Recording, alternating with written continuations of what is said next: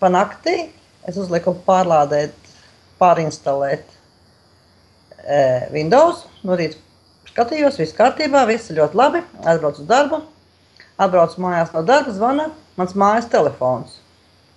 Mājas telefonā man jautā, vai es mainīju šonakt Windows 8 uz 10. Es teicu, jā, viss kārtības mainīju.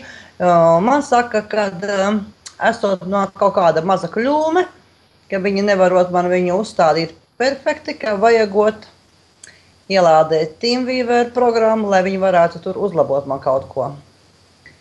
Es neko nedomājot, protams, ielādēju to TeamViewer. Jauneklis ienāca no tās savas puses manā datorā, tur darīja un man rāda, redziet, ir errors, ka tur ir kaut kāds vīrus, ka vajadzīga man pastiprināta antivīrus programma, kuru viņi man piedāvāja pa lētu naudu.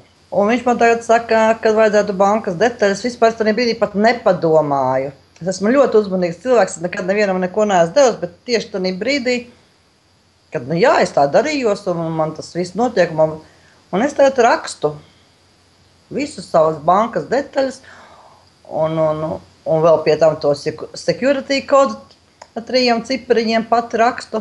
Un pēkšņi tagad es skatos, mans dators pats sāk pārskaitīt naudu, rezervēt vienreiz ar manu 3 ciparu kodu, rezervēt otrais ar manu 3 ciparu kodu. Es tagad sāku saprast, kas notiek.